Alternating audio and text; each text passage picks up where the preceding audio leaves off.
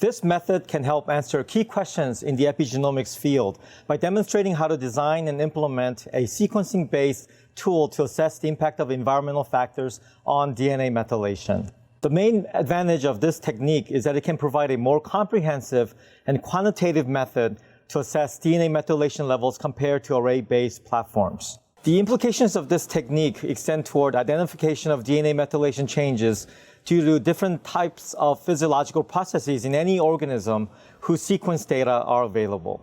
Though this method can provide insight into the impact of stress on DNA methylation, it can also be applied to other environmental factors or physiological conditions, such as exposure to environmental toxicants and high-fat diet, and conditions such as diabetes and cardiovascular disease.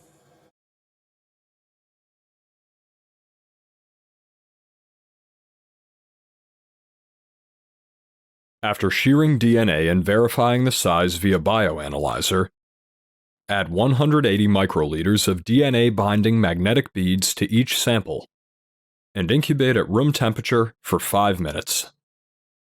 Pellet the beads on a magnetic plate and remove the supernatant.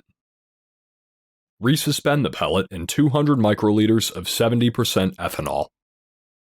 Next, use a magnetic plate to pellet the beads and remove as much ethanol as possible.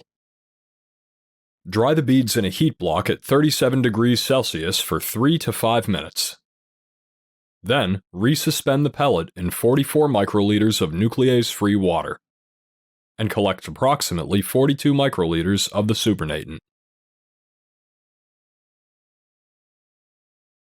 After ligating the adapters and verifying